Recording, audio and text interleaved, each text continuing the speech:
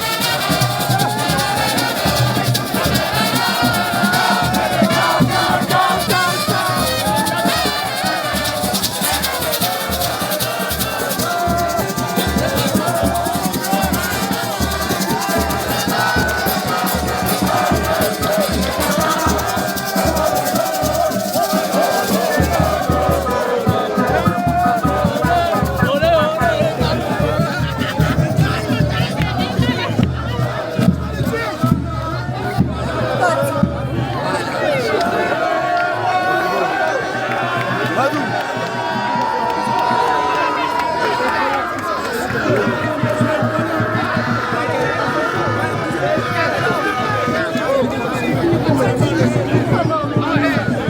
yëngaloo leen yéen yëngal leen ko.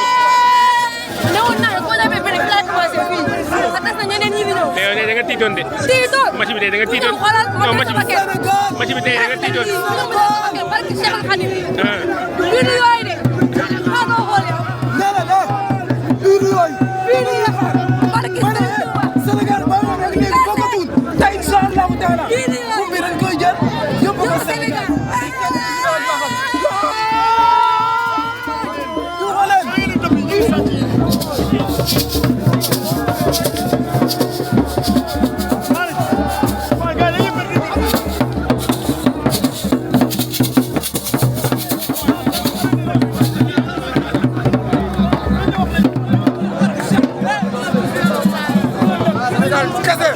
amul leneen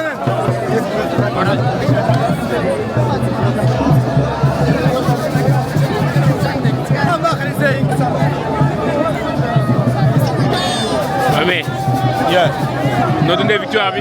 mbégte rek. mbégte contentement vraiment. waaw mais tiite woon. bon joué 35 minutes amuñu tir cadré. tiitoon naa parce que man maa ngi doon suuraale match Congo bi par rapport ak différence bi Moussa mais nag sax dem nañ ba 2-0 ñun amuñu woon benn bii. nga xool gis Congo mené 3. voilà te man bi mu demee ba mën a 2-0 sax man boobu laa gën a tiit parce que bu ñu mën a 2-0 fekk ñun ñu ngi def 0-0 ba léegi comprendre après loolu laa doon suuraale en quelque sorte ndax ñu ngi mën a ñàkk quelque chose comme ça mais nag bon sant yàlla quoi comme ni nga jaay voilà.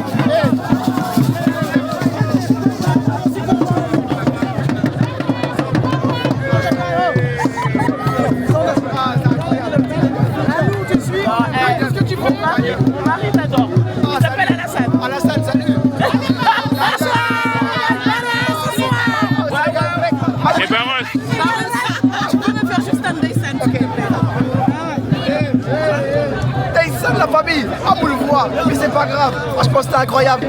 Premier du groupe, 3-0, Peñar, Niet, Amoulenen. Baros.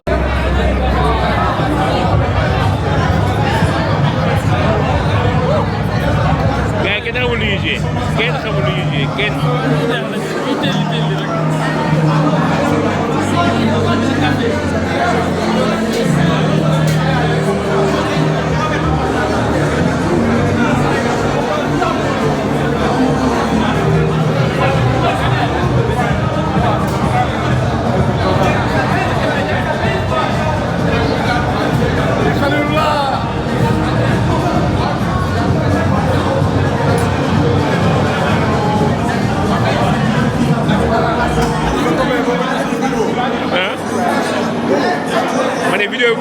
laa loolu TikTok laa koy dugal.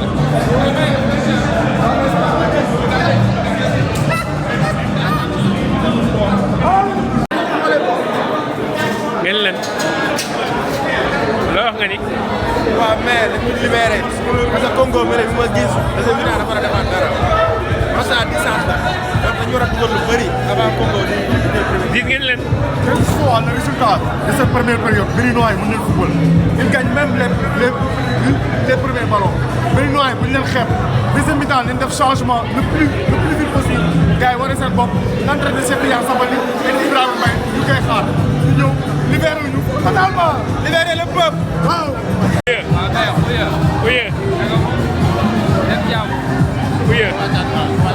Wala Ndiaye. Ndiaye dafa mel ni nga xiifoon de. non lii damay ñëw indi si door naa ba pare.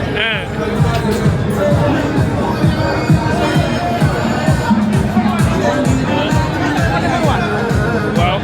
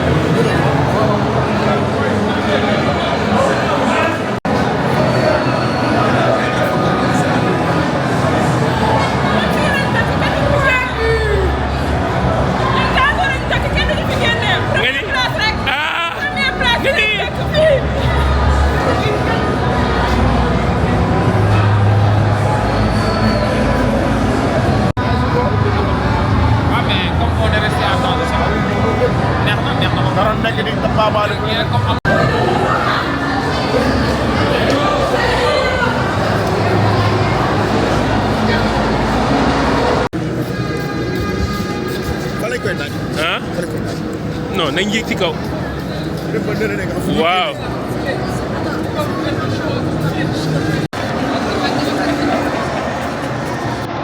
Bien joué, bien joué, bien joué.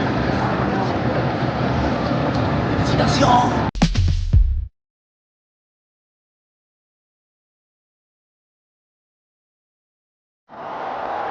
Et c'est fait, le Sénégal écrit l'histoire, les Lions de la Teranga. Pendant cette compétition. Ça fait plaisir, ça fait plaisir. L'objectif c'est d'aider l'équipe. Donc à chaque fois qu'on a l'opportunité de marquer, je pense qu'on va essayer de faire le mieux. Après, il y a une occasion qu'on a ratée. Il y a le premier souffle qui devait sortir, la pression que j'ai mis aux défenseurs. Mais n'empêche, on n'a pas lâché l'affaire. Et grâce à Dieu, on a marqué. Et le plus important, c'était l'équipe de prendre les 3 points et de finir premier. 3 points, synonyme de qualification. Maintenant, place à la compétition, on va dire, pour les 8e de finale. Vous attendez à quelles équipes? Nous, on est prêts. Hein. On s'attend à qu'importe l'équipe, on est prêt. Il y a la motivation, il y a la confiance, le moral est bon. Donc voilà, l'objectif, c'est on est là, on a fini premier, Inch'Allah, et on essaie de gagner les matchs qui restent, de rester ici à Tanger et d'amener la coupe, deuxième étoile, Inch'Allah. Merci beaucoup. Il y avait une discussion au niveau du ballon pour qui c'est qui va tirer le péno. Alors raconte-nous un peu qu'est-ce qui a été déterminant. Non, il y avait Ibrahima Mbaye en premier. Et après lui, il a vu qu'il y avait moi et Habib Diarra. Après lui, il a lâché l'affaire. Et Habib Diarra, je l'ai compris, ça fait 6 mois qu'il voulait vraiment marquer. Et moi aussi, je lui ai montré que voilà, je suis un attaquant. Et j'ai raté l'occasion d'avant, qui me laisse finir ça. Et pour la confiance, pour moi aussi, pour l'équipe et tout. Après, il a compris, il m'a lâché. Merci. Merci. International du Sénégal. À un moment donné, on vous a vu sur le pénalty de Chérif. Qu'est-ce que vous avez dit? Non, après ça c'est ce qui se passe dans un vestiaire, tout le monde veut marquer. Mais voilà, je suis très content pour lui. Parce que c'est un buteur, il a besoin de confiance. Et ça te fait quoi de disputer ta première canne? Non, c'est une fierté. Franchement, c'est une fierté parce que les dernières cannes, je les regardais à la maison avec ma famille. Et là, Jet, franchement, c'est incroyable. Après une première période assez compliquée, vous avez fait votre envers étranger.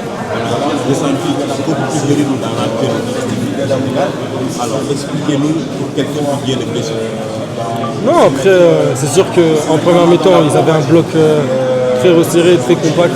Ils avaient des joueurs dangereux. Mais voilà, deuxième mi-temps, on a su mettre tout ce qu'il fallait pour renverser le match. Est-ce qu'on peut compter sur Habib Diarra pour le reste de la compétition? Oui, bien sûr. Habib Diarra 100%. Bien sûr, moi je suis prêt. Si le coach t'appelle à moi, je suis prêt. Merci. Allez, bon courage. Sélection, malheureusement, la tâche c'est le carton rouge. Ouais, c'est dommage d'avoir pris un rouge sur ce match-là. Mais le plus important, c'est que le Sénégal est qualifié, le Sénégal est premier de ce groupe. On a montré un bon visage, même à 10, je pense qu'on a tenu la maîtrise, on a marqué ce troisième but. Donc voilà, très fier de ce qu'on a fait aujourd'hui. C'était un match difficile contre le Bénin qui nous a posé beaucoup de problèmes, mais on a montré qu'on était une grande équipe. Ces genres de match, ça risque de revenir parce qu'on va jouer sûrement sur peut-être le Soudan ou le Mozambique. Quel sera le discours dans les vestiaires pour l'arrière-garde Mamadou Sarr, Niakhaté et Abdoulaye Seck? Non, on est tranquille. Vous avez vu, aujourd'hui, c'est Abdoulaye Seck qui a fait la différence, où il a marqué ce but. Il a fait un très grand match. Mamadou Sarr a fait une très bonne entrée. Donc, que ce soit en défenseur central, je pense qu'on a les capacités pour faire de grands matchs. Mais le plus important, c'est que voilà, le Sénégal rayonne. Chaque match a son histoire. Je pense que voilà, ce match contre le Bénin est passé. On va attendre de savoir contre qui on joue tranquillement et on va préparer le match pour pouvoir gagner. Des nouvelles de Lamine Camara.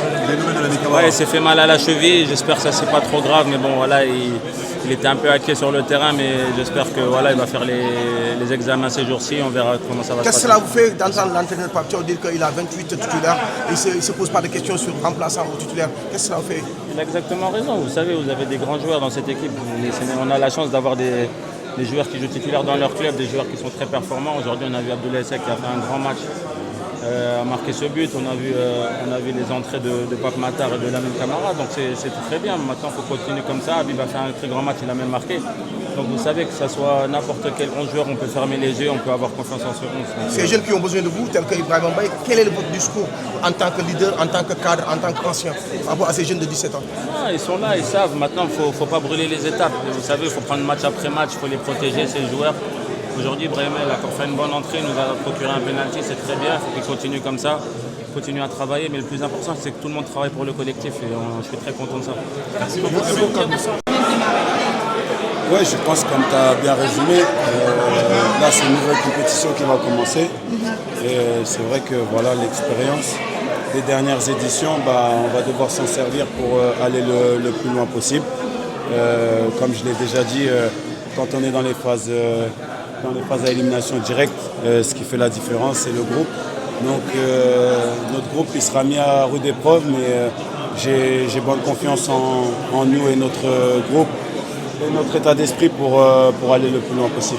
Cinquième match pour ton coéquipier, on va dire, Koulibaly, un commentaire sur cette régularité? Je pense que pour les jeunes, c'est vraiment pour les jeunes et moins jeunes. On parle d'exemple en tout point. Aujourd'hui, il est le guide de cette sélection. Voilà, nous on est derrière lui pour l'aider. Mais il peut être fier. En tout cas, nous, on est très fiers de lui. Et si Dieu veut, on lui en souhaite sans autre. Merci beaucoup. Qualifié aussi, on sait que ça allait être un match difficile. Mais comme je l'ai dit, l'essentiel est qu'on a encore répondu présent, on a fait le taf, c'était difficile avec le rouge. Mais voilà, tout le monde s'est montré au diapason, on s'est battu comme il le faut pour prendre ces 3 points-là. 3 points maintenant, place maintenant pour les 8e de finale. Vous dire que la compétition vient de commencer? Exactement. Pour moi, la compétition vient de commencer parce que là, il faut faire le taf pour continuer. Si tu ne le fais pas, on sait tous la suite. J'espère qu'on va continuer à monter en puissance parce que c'est important, surtout vers ces phases décisives.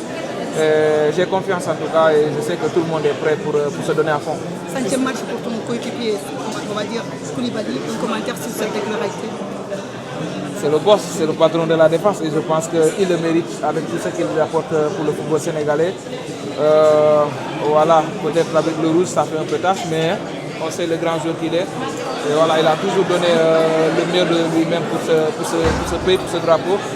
Et voilà, moi je le félicite pour ça et j'espère que plein d'autres en suivront parce que c'est un exemple, c'est un très très grand exemple. L'absence de Koulibaly, ça peut impacter l'équipe?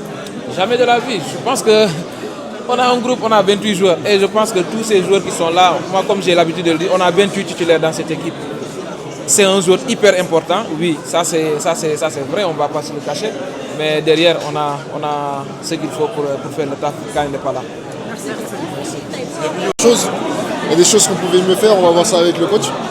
Mais voilà, on est qualifié et c'est le plus important. Et pour la suite, en prochain tournoi, comment se trouve les difficultés, est-ce que vous y attendez plus? Ouais, il y a de la difficulté. Plus on monte, plus il y aura de la difficulté. On va jouer face à des meilleures équipes. Donc ça va être encore plus compliqué parce que on va dire que là maintenant c'était un championnat, mais là c'est une nation directe, donc il faut gagner pour rester ici. Et comment le vestiaire a vécu l'expulsion de notre capitaine à la fin du match? Ouais, malheureusement, c'est vrai qu'on est déçus. Lui, c'est un élément fort de l'équipe. Il va manquer le prochain match. Un peu, c'était sa 100e. Mais voilà, alhamdoulilah, tout le monde se porte bien. Et voilà, on est qualifié, donc on est content. Merci et bon courage. Très content de représenter le pays. Voilà, je suis rentré dans un match, dans le troisième match. On a la qualification dans la première place. Donc je suis très content aujourd'hui. Très La content. compétition ne fait que démarrer, on va dire maintenant pour les 8e de finale. Non, c'est ça, c'est un autre tournoi qui commence. On est très content de rester à Tanger devant notre magnifique peuple qui est là. Et on est très content. Première sélection? Non, très content. Franchement, très heureux. En espérant que ça ne soit pas la dernière. J'espère, Inch'Allah. Merci beaucoup. Voilà Ndeysaan. Nakamu? Waouh, waouh. Comment tu vas? Franchement, ça va et vous? Et comment tu as vécu la victoire des Lions aujourd'hui? Incroyable, ça fait plaisir parce qu'on devait aller chercher, on devait rester avec cette première place. J'étais en train de consulter les matchs, le match Congo avec un 3-0 et on ne devait pas encaisser de but et on devait en mettre. Donc c'était pas forcément évident. Mais je pense que le plus important, on l'a fait. On est parti chercher ce 3e but avec l'entrée de Sheriff qui nous a soulagé sur le penalty. Donc ça fait plaisir. Hein. Les gars! Yes! Wow. Qu'est-ce que tu as ressenti quand le Congo menait 2 buts à 0? Franchement, tu sais, j'étais sûr hein, parce qu'on avait le match en main. C'est vrai que la sortie de Kalidou Koulibaly sur le carton rouge, ça nous a fait peur parce que nous, en fait, on se projette déjà sur les 8e, tu vois. Peu importe le contexte, si on était premier ou deuxième, et de ne pas l'avoir dans le rang de la défense, c'est vrai que, voilà, on va dire ça pouvait être déstabilisant. Mais franchement, j'étais confiant, tu vois, et au final, on s'est procuré beaucoup d'occasions. Il y a Sheriff qui en a loupé une, mais qui a ensuite 1000 buts. Et donc je pense qu'on n'était pas genre à la ramasse d'occasion. On avait, tu vois, des moments forts et on a su marquer quand il fallait. Quelle est votre impression sur le contenu du match d'aujourd'hui? Franchement, je pense que c'est intéressant. C'est intéressant. Je pense que ça a eu du mal à se dessiner sur les 20-30 premières minutes, tu vois. Et c'est là où nous, en vrai, on doit marquer le premier but pour après garder, parce qu'on a une équipe qui est super athlétique. Mais je suis content. Le coach a fait des bons changements, tu vois. Et c'est ça que j'aime, en fait. C'est que nous, aujourd'hui, on est juste là, supporters. On peut encourager. On a des gens, des coachs, des joueurs qui prennent leurs responsabilités. Et donc, ça fait plaisir. On a vu que le coach Papio a opéré 5 changements Ouais. dans le départ. Mais moi je pense que c'est quelque chose de bien. Ça veut dire que tu vois, ça cogite dedans, ça cogite et il est toujours en analyse réflexive. Et je pense qu'un bon coach, ça doit faire aussi des choix comme il a fait aujourd'hui. On l'emporte 3-0, donc je pense que ces choix ils ont été payants, en espérant aussi que voilà, la compétition elle est longue. On a besoin des 28 hommes qui nous sont venus avec nous. Et voilà, ça fait plaisir. Quelle est votre appréciation sur la prestation de Papé Matar? Franchement, moi, tu sais, Papé, c'est un joueur qui a une débauche d'énergie incroyable, tu vois. Il se donne à 200%. Et moi, je suis content. Avant toute chose, je suis là pour les supporter, pour essayer de mettre de l'ambiance dans les vestiaires. L'équipe a joué 35 minutes sans marquer, sans tirer la moindre tir cadré. C'est une première. Après, tu sais, des fois, le football s'est bloqué. On savait que le Bénin, ils allaient mettre le bus. Eux, ils étaient venus comme ça. Ils avaient annoncé, nous, les 11 joueurs, on les mettra derrière. Et donc, c'est pas forcément évident quand tu entames un match comme ça. Mais encore une fois, on retient les 3-0, tu vois. Moi, c'est ça qui est important. On garde la place de leader. On va jouer contre une équipe qui est soi-disant favorisante pour nous, tu vois. Parce que sinon, on allait se taper l'Algérie, qui est une super grande nation. Et voilà. Une note sur la prestation d'Ibrahima Mbaye? Ibrahima Mbaye, je pense que ça rentrait. C'est pas évident de rentrer dans un match comme ça. Mais regarde, au final, il arrive à se procurer l'action. Moi, je lui donne un solide 8, tu vois. Un solide 8. Top et flop du match? Franchement, la vérité, c'est pas parce que c'est Barros, mais Amoul flop. Moi, je pense que. Pourquoi Amoul flop? Amoul flop parce que moi, mon but, c'est tout simplement de donner un maximum de positivité. Je ne suis pas un coach, je suis juste un supporter passionné, amoureux du Sénégal, qui les encourage. Et Amoul négatif, que du positif. Top flop, top. Je dirais tout simplement Habib. Habib, j'aime bien en fait. Habib, j'aime bien. Habib Diarra, ouais, j'aime bien parce qu'il a une débauche d'énergie. Sadio, pareil, tu vois. Il y a Habib Diallo au final qui est là, qui marque aussi. Donc ça fait plaisir. On n'a que des tops aujourd'hui. Dadiof. Merci. Merci beaucoup. Ndeysaan. mais El Amin. mais Khalil maa ngi lay ziar. mais si loolu nee. maa ngi nii. mais dans la douleur. waaw le Sénégal s'impose devant le Bénin sur un score de 3 buts à 0. alors tey ban analyse nga ñu mën a defal si match gis nañ ni le coach Papio a opéré 5 changements dans le 11 de départ te loo xamante ne c'est inhabituel mos doon ñu ko woon gis si Papio. waaw loo xam ne c'est inhabituel daan ñu ko woon gis ci Pape Thiaw mu def turnover mu déjà mu changé dispositif am ci 11 de départ bi donc mu indi beneen 11 de départ donc mu nekkoon une première mi-temps plus ou moins timide des Lions boo xamante ne nii xàmmewuñu sax équipe Sénégal donc première mi-temps bi moom naa ne c'était une première mi-temps catastrophique donc Sénégal joué na pratiquement 37 minutes sans tir cadré. Donc voilà, une première donc depuis le début de la compétition, même en termes de passes, parce que nous connaissons ces statistiques en première période, beneen moo ëpp passe yi mu def ki nga xamante ne nii moom mooy Sénégal mu nekkoon match boo xamante ne nii il fallait gagner donc avec la manière pour décrocher la première place. Donc vraiment donc c'était une belle rencontre. Maintenant il y a eu des réajustements yi nga xam ne def nañ ko. En deuxième période nag si lañ gis beneen équipe du Sénégal boo xam ne ñëw na beaucoup plus vraiment huilé gën a dal mën a poser le ballon parce que dans le jeu il y avait rien en première période donc Pape Matar Sarr certes a été titulaire mais n'a pas été flamboyant dans ce match. Pape Matar Sarr match bi il était passé man si sama xalaat bu gàtt donc il est passé complètement à côté de son match parce que li ñu doon xaar ci moom ci côté organisation du jeu surtout en première période apporté wu ko peut-être il était crispé c'était la pression je sais pas mais en première période sentiruñu trop li nga xam ne moom la waroon apporter. Lamine Camara malheureusement s'est blessé et Iliman Ndiaye aussi s'est blessé. On a eu des joueurs yi nga xamante ne ni aussi en deuxième période ñëw nañu apporter du 109 ku ci mel ni Ibrahima Mbaye ku ci mel ni Habib Diarra donc qui a fait une très belle entrée en jeu donc gis nañu apport bi mu am ci milieu de terrain bi comment il se projetait vers l'avant donc yaakaar naa ne loolu moom moo def la différence surtout avec le but inscrit aussi par Habib ak ki nga xamante ne ni moom mooy Chérif dugal sur penalty sans compter aussi li nga xamante ne ni moom mooy Sadio Mané rôle bu important bu mu am ci match bi. waaw gis nañu un Sadio Mané dans les grands jours mais dañuy ñëw un peu si animation offensive bi. waxoo ko sànq si biir wax ñu gis équipe boo xamante ni réaménagement total lañu gis parce que suñu ñeenti défense bi Abdoulaye Seck El Hadji Malick Diouf au niveau de l'entre-jeu ñu gis Idrissa Gana Gueye ak Pape Matar Sarr si kaw ñu gis Habib Diallo mais gis nañu équipe Sénégal pour moo def 5 passes yu successifs rek c'est tout à fait un problème loolu tey jii lan nga jàpp ni moo indi woon problème au niveau de l'entre-jeu ba nga xam ni mënuñoo gis animation offensive bu jaar. waaw bon animation offensive bi pour man li ko xaw a manqué moom mooy par exemple des joueurs yi nga xamante ne dañuy décrocher pour mën a ñëw participer dans le jeu donc loolu Habib Diarra à un moment donné il pouvait pas jouer ce rôle pas Habib Diarra mais plutôt Habib Diallo il ne pouvait pas jouer ce rôle parce que c'est un attaquant qui n'est pas à l'aise ci registre boobu il est beaucoup plus à l'aise en fixation nga koy ci déviation ak au niveau de la finition comme bii bu mu dugal mais pour participer dans le jeu Habib Diallo n'est pas un joueur qui est capable de décrocher jouer au ballon participer dans le jeu comme le fait Boulaye wala comme le fait Nicolas Jackson donc loolu moom moo créé un peu de couac ci animation offensive sans compter Lamine Camara et Pape Matar Sarr qui n'arrivaient pas à se trouver comme il faut au niveau du milieu de terrain donc loolu malheureusement loolu moom moo pene woon ci match bi mais sinon après on a vu en deuxième période que ne après mu ngi doon progressivement équipe bi mu ngi doon redressé wu di defaruwaat nànk-nànk pour que ñu mën a am vraiment une belle équipe du Sénégal. noo gisee l'entrée en jeu de Habib Diarra ak Ibrahima Mbaye. waaw gis nañ suñu entrée en jeu indi nañ du 109 au niveau de l'entre-jeu et au niveau de l'attaque de l'équipe nationale. non seulement indi nañu du 109 mais ñoom ñoo changé match bi parce que ku mel ni Habib Diarra bi mu dugg see gis nañu comment milieu terrain bi nu mu amee vraiment beaucoup plus de vivacité et puis naka la doon projeté vers l'avant Ibrahima Mbaye de par son talent gis nga penalty bu mu créé bi Chérif Ndiaye concrétisé donc Ibrahima Mbaye reste quand même un joueur aujourd'hui déterminant dans le dispositif de Pape Thiaw de par son talent de par ce qu'il peut faire ak li nga xamante ne nii mu ngi koy wane ci match bi. li ñuy terminer rek moom mooy la prestation de Pape Matar Sarr waxoon na ni en zone mixte buñ ko mayee temps de jeu dina wane li nekk moom parce que dafa yàqamtee joué nekk si biir terrain mais tey prestation bi nga xamante ni moom la def tey contre Bénin est-ce que prestation li mu def nii du ko génnee si compétition bi. waaw je pense que Pape Matar matchu tey bi daf ko xaw a jouer sous pression parce que man dama gis ni peut-être il a eu la pression du public je sais pas quel genre de pression la war a mën a am mais il a mal débuté son match il n'était pas dans ses grands jours, ses 45 premières minutes. Deuxième mi-temps, mais il n'était pas dans le match.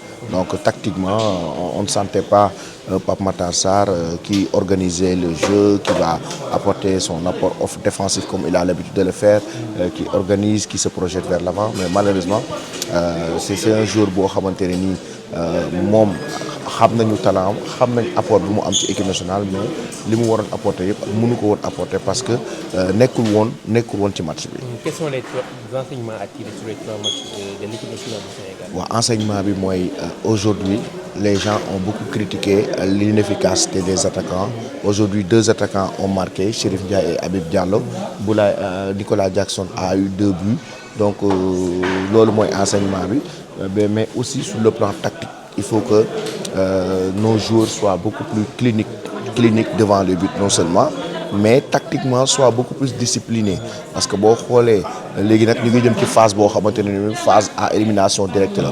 Équipe bu la gën a tactique, équipe bu la gën a discipliné tactiquement, équipe bu la gën a lucide devant les buts moom mooy gën a mën a sori gën a pare mentalement foofu équipe boobu mooy gën a mën a sori ci compétition bi. Comment jugez-vous le management de Pape Thiaw au sein de l'équipe nationale du Sénégal? waaw Pape Thiaw c'est un bon manager c'est un bon manager boo xamante ne nii depuis qu'il est à la tête gis nañ ne il a su gérer la transition entre li nga xamante ne nii moom mooy l'ancienne génération et cette nouvelle génération. Maintenant aujourd'hui li ñu koy ciy dolli rek mooy nekk tey on n'a pas cette équipe du Sénégal est entre ses mains, c'est-à-dire aujourd'hui c'est à lui de faire les bons choix. Pape Thiaw à chaque fois qu'il fait les bons choix, on voit les résultats sont très positifs. C'est un entraîneur boo xam ne chance am mooy am na clairvoyance ci changement tey gis nga 5 changements yi mu def moo régler situation parce que xam na ne marché wul li mu teg en première période. Donc tey le football n'a pas de sentiment. Aujourd'hui on a beau dire tel jour dañoo war a jouer mais s'ils sont pas aptes à être titulaires dans l'équipe du Sénégal ils doivent pas être titulaires. Donc pour man loolu moom mooy lu solo ci li nga xamante ne nii moom mooy ci management bi parce que aujourd'hui on a vu par exemple qu'il a mis Ismaïla Sarr sur le banc jéewul aucune minute. On a vu qu'il a mis Nicolas Jackson jéewul aucune minute. Ce sont ses choix donc on va les respecter mais ça permet aussi mu gën a am une concurrence parce que équipe nationale dafa war a am concurrence que la concurrence soit saine. Donc joueurs yi aussi ñu gën a xam ne que les places se méritent. Aujourd'hui il faut s'imposer pour pouvoir jouer en équipe nationale du da ngay toog nii rek nit ñi wax ne da nga war a jouer rek da nga war a jouer. Tu dois l'imposer sur le terrain, tu dois faire de quoi on attend de toi sur le terrain pour nga mën a am sa place équipe bi. Merci beaucoup El Amine. maa ngi lay jaajëfal Khalil. yaa xeere yaa dëgër kët. Non.